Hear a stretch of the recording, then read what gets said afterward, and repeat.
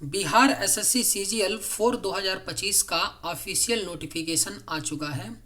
हम लोग पूरा डिटेल में नोटिफिकेशन के बारे में देखेंगे कि एग्ज़ाम आपका कब से फॉर्म ऑनलाइन शुरू होगा भरा जाना, एग्ज़ाम कब होगा, योग्यताएं क्या हैं और फीस कितना है और सिलेबस क्या है और कितने चरण में एग्ज़ाम होगा। तो पूरा डिटेल में देखेंगे। आप सभी का स्वागत है हमारे यूट्यूब चैनल BHU एकेडमी में, और इसी तरह की जानकारी के लिए आप लोग मेरे चैनल को सब्सक्राइब जरूर कर लीजिएगा। तो देखिए, आपका जो बिहार एसएससी सीजीएल 4 है, इसकी अगर बात करें तो कल ही आया था, 4 को आया था, 4 अगस्त को इसका ऑफिशियल नोटिफिकेशन आता है। आप देख सकते हैं, स्नातक स्तरीय पदों पर नियुक्ति हेतु आयोजित की जाने वाली चतुर्थ स्नातक स्तरीय संयुक्त प्रतियोगिता परीक्षा की बात हो रही है। ठीक है, ऑनलाइन रजिस्ट्रेशन कब से शुरू होगा? तो 18/8 यानी 18 अगस्त से शुरू होगा और 17 सितंबर तक आपका चलेगा ऑनलाइन प्रक्रिया। ठीक है, पदों की अगर बात कर लें तो पद कौन कौन से हैं आपके? सहायक प्रशाखा पदाधिकारी है, वेतन 7 स्तर का है। आपको क्या चाहिए इसके लिए? केवल आप ग्रेजुएट हो, किसी भी विश्वविद्यालय, मान्यता प्राप्त विश्वविद्यालय से आपका ग्रेजुएशन होना चाहिए। सहायक प्रशाखा पदाधिकारी जो ये क्या होता है, ASO का पोस्ट होता है। ठीक है, इसके लिए कोई भी तकनीकी यानी टेक्निकल डिग्री की जरूरत नहीं है। उसके बाद आपका क्या है, योजना सहायक, ये भी क्या है, वेतन स्तर इसका भी साथ है। इसमें भी आपको केवल ग्रेजुएशन की जरूरत है। ठीक है, इसमें भी कोई टेक्निकल डिग्री नहीं है।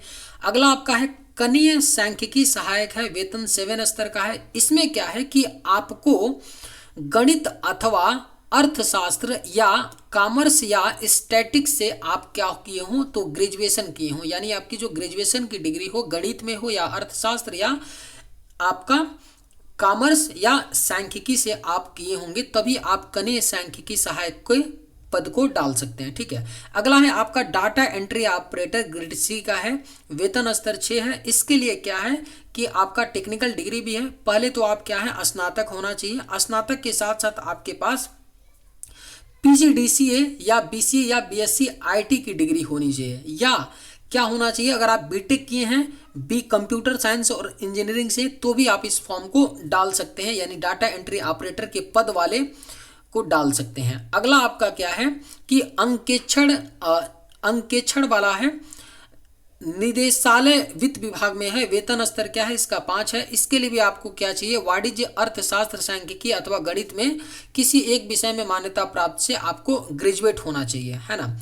अगला है अंकेक्षक सहयोग समितियां सहकारिता विभाग में है, वेतन स्तर 5 है। इसमें क्या है, मान्यता प्राप्त विश्वविद्यालय से आपको गणित के साथ या आपका कॉमर्स के साथ आप क्या किए हो, ग्रेजुएट हुए हो, तब आप डाल सकते हैं। तो टोटल आपके कितने पोस्ट हैं? तो आपके टोटल 6 पोस्ट हैं, और 6 के लिए अलग अलग क्राइटेरिया है। लेकिन जो 2 मेन पोस्ट आपका है, योजना सहायक और सहायक प्रशाखा पदाधिकारी, जिसके सबसे ज़्यादा पोस्ट है, इसमें आपके लिए केवल आप ग्रेजुएशन किए हैं किसी भी सब्जेक्ट से, तो आप इसको डाल सकते हैं इस पद के लिए। ठीक है, आगे अगर बात कर लेते हैं, पदों की बात कर लेते हो, तो अभी मैं ऊपर बोला कि पद जो है आपका सहायक प्रशाखा पदाधिकारी में सबसे ज़्यादा है, 1064 पद है, सबसे ज़्यादा और बेस्ट पोस्ट मानी जाती है, ये ASO की पोस्ट है। उसके बाद आपका योजना सहायक है, इसके लिए कितना पोस्ट है, 88 पोस्ट है। ओके, और कनीय सांख्यिकी सहायक के लिए केवल 5 पोस्ट है, और सबसे कम जो है डाटा एंट्री ऑपरेटर का पोस्ट है, केवल एक ही पोस्ट है ना, केवल एक पोस्ट है डाटा एंट्री ऑपरेटर का। और अंकेक्षक का जो है 125 है, अंकेक्षक सहयोग समितियां के लिए 198 है। ठीक है, यानी टोटल जो पोस्ट है आपका 1481 पोस्ट है। 1481 पोस्ट क्या है, यह आपका बढ़ेगा, घटेगा नहीं, 1481 से ज्यादा होगा, लेकिन 1481 पोस्ट है। ठीक है, आगे अगर बात करते हैं तो उम्र सीमा बहुत इंपॉर्टेंट है, क्योंकि कई बार कंफ्यूजन होता है। उम्र सीमा की अगर बात करें, देखिए, तो अभ्यर्थी की उम्र सीमा की जो गणना होगी ना, वह 1/8/2025 के आधार पर होगी, यानी 1 अगस्त 2025 के आधार पर की जाएगी। लेकिन वैसे अभ्यर्थी, ठीक है, जो 1/8/2022 को अगर किसी की उम्र पूरा हो जाती है 1/8/2022 को, तो भी क्या होंगे, वो लोग भी एलिजिबल होंगे इस फॉर्म को डालने के लिए। क्यों? क्योंकि ये छूट दी जा रही है सरकार के द्वारा, ये छूट आयोग के द्वारा छूट दी जा रही है।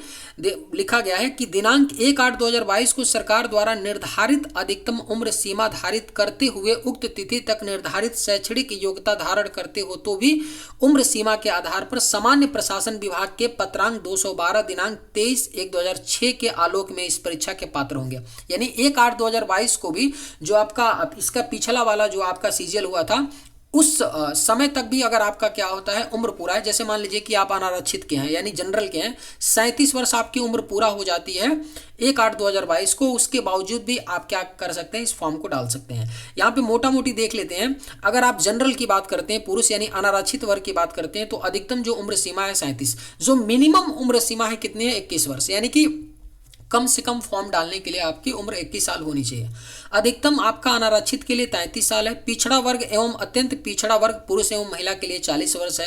अनारक्षित महिला यानी कि जनरल वर्ग की जो महिलाएं हैं या ईडब्ल्यूएस की जो महिलाएं हैं उनके लिए क्या है 40 वर्ष है।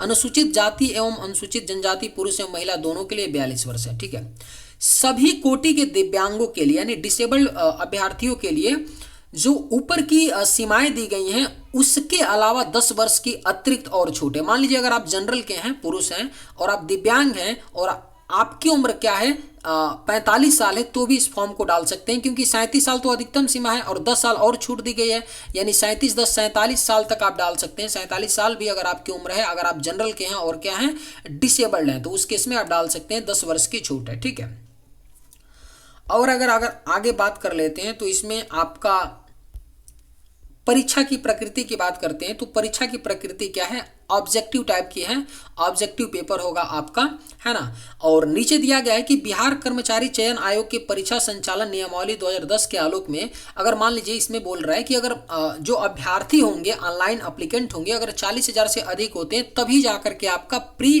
परीक्षा आयोजित की जाएगी। जाहिर सी बात है कि इसमें आपके 40,000 क्या, इसमें तो लग रहा है 5-10 लाख के आसपास अभ्यर्थी बैठेंगे, तो प्री तो होना ही है ना। अगर प्री की बात कर लेते हैं तो देखिए आपका जो है प्रारंभिक परीक्षा है, इसमें सामान्य अध्ययन के 50 प्रश्न होंगे। ठीक है, और आपका सामान्य विज्ञान एवं गणित के भी 50 प्रश्न होंगे और मानसिक क्षमता जांच के भी 50 प्रश्न होंगे, यानी 150 प्रश्न होंगे और एक प्रश्न के लिए 4 अंक मिलेगा और गलत उत्तर के लिए 1 अंक आपका कटेगा, यानी 25% क्या है निगेटिव मार्किंग है। टाइम आपको मिलेगा 2 घंटे 15 मिनट। 150 क्वेश्चन रहेंगे, 2 घंटे 15 मिनट आपको टाइम मिलेगा। और अगर हम मेंस की बात कर, सिलेबस की बात कर लेते हैं, प्री के सिलेबस की बात कर लेते हैं, तो सिलेबस आपका कुछ इस प्रकार है। देखिए सामान्य अध्ययन है, उसके बाद सामान्य अध्ययन में क्या है, समसामयिक विषय यानी करंट अफेयर्स, वैज्ञानिक प्रगति, राष्ट्रीय अंतर्राष्ट्रीय पुरस्कार हो गया, पुस्तक लिपि, राजधानी मुद्रा, खेल खिलाड़ी, ये सारा है, यानी करंट है। भारत और उसके पड़ोसी देशों से संबंधित आपका। उसके बाद खंड सामान्य विज्ञान एवं गणित है, इसमें क्या पूछा जाएगा, मैट्रिक स्तर के सारे विषय पूछे जाएंगे। सामान्य विज्ञान गणित पूछा जाएगा मैट्रिक स्तर का ही। और मानसिक क्षमता यानी खंड ग में जो है क्या है, इसमें आपका रीजनिंग से सवाल पूछे जाएंगे। ठीक है, जो मुख्य परीक्षा होगा, इसको ध्यान देने वाली बात है, मुख्य परीक्षा में आपके दो पेपर होंगे। पहला होगा हिंदी का, और जो हिंदी का होगा ये क्वालिफाइंग पेपर है, इसमें आपको 30% से अधिक अंक लाने होंगे। क्वालिफाइंग है, अगर आप पहले हिंदी वाले पेपर को क्वालिफाई करेंगे तभी जाकर के आपकी जो मुख्य पत्र होगा, यानी जो आपका मुख्य पत्र होगा उसको उसकी जांच की जाएगी। मुख्य जो पत्र होगा इसमें आपका सामान्य अध्ययन, सामान्य विज्ञान एवं गणित, मानसिक क्षमता जांच, यानी सेम आपका जो प्री में है सिलेबस वही आपका मुख्य पत्र के खंड ख का जो है पेपर होगा, सेम वही सिलेबस है। ठीक है, तो कुछ इस प्रकार है। और फीस की बात कर लेते हैं, क्वालिफाइंग मार्क्स दिया इसका कोई मतलब नहीं। अगर फीस की बात कर लेते हैं तो देखिए सामान्य वर्ग, पिछड़ा, अत्यंत पिछड़ा वर्ग पुरुष के लिए 540 रुपया है। ठीक है, 540 रुपया। ओके, और अनुसूचित जाति, अनुसूचित जनजाति बिहार के अस्थायी निवासी के लिए 135 रुपया है, और सभी श्रेणी के दिव्यांगजनों के लिए आपका 135 है, और सभी श्रेणी के महिलाओं के लिए सिर्फ बिहार की निवासी होनी चाहिए उनके लिए 135 रुपया है। और ध्यान दीजिएगा अगर आप बिहार की निवासी नहीं है, चाहे महिला हैं चाहे कोई भी व्यक्ति हैं, उनके लिए 540 रुपया है। महिला हैं या पुरुष हैं या आप डिसेबल्ड हैं, कोई फर्क नहीं पड़ता है। अगर बिहार के बाहर के हैं तो आपको 540 रुपये लगेंगे आपकी फीस। और एक और चीज़, आपको आरक्षण का लाभ नहीं मिलेगा। अगर आप बिहार के निवासी नहीं हैं तो आपको आरक्षण का लाभ नहीं मिलेगा। ठीक है, और इसमें क्या है, तो बिहार के बाहर के हैं तो फिर तो कोई मतलब ही नहीं है ये देखने का कि आरक्षण के लिए क्या क्या चाहिए। आप इसको ऑनलाइन आवेदन ही करेंगे। ऑनलाइन आवेदन फॉर्म भरने से तिथि संबंधी दिया है, 18/8 से स्टार्ट होगा और 17/9 तक आप जमा कर सकते हैं। और परीक्षा शुल्क के साथ भरने का जो आखिरी तिथि होगा वो 19/9/2025 होगा। क्या क्या चाहिए आपको? पहला तो ऑनलाइन भरते वक्त क्या क्या आपको डॉक्यूमेंट की ज़रूरत पड़ेगी। मैट्रिक यानी कि आपका हाई स्कूल का प्रमाण पत्र चाहिए। स्नातक से संबंधित आपका प्रमाण पत्र चाहिए यानी सर्टिफिकेट चाहिए। पीजीडीसी या बीसीए आप किए हैं तो इसका भी मूल प्रमाण पत्र की कॉपी चाहिए। अस्थायी निवासी आवासीय प्रमाण पत्र चाहिए, यानी आप बिहार के हैं तो डोमिसाइल यानी कि निवास प्रमाण पत्र चाहिए। जाति प्रमाण पत्र यानी कि जिनको भी आपका आरक्षण की जरूरत है तो उसके लिए जाति प्रमाण पत्र देना पड़ेगा। स्वतंत्रता सेनानी पोता पोती उनके हैं तो उसके लिए भी प्रमाण पत्र चाहिए। डिसेबल्ड है, दिव्यांगजन है, उसके लिए भी प्रमाण पत्र चाहिए। और अधिकतम उम्र सीमा से छूट हेतु सक्षम स्तर से निर्गत सरकारी सेवा का प्रमाण पत्र, यानी कि अगर आप एक सर्विसमैन है तो उसके लिए भी आपको भी प्रमाण पत्र देना पड़ेगा। ठीक है, तो ये सारी जानकारी थी। मूल रूप से यही है कि आपका 18 से एग्जाम, 18 से आपका ऑनलाइन फॉर्म शुरू हो रहा है और 1481 प्लस पोस्ट हैं। 535 रुपये आपके क्या है तो फॉर्म भरने के चार्जेस हैं। और परीक्षाएं आपकी प्री और मेंस 2 लेवल पे होंगी। तो ये सारी बातें रहीं। अगर आपको ये वीडियो पसंद आए तो लाइक ज़रूर कीजिएगा और इसी तरह की जानकारी के लिए मेरे चैनल को सब्सक्राइब भी कीजिएगा।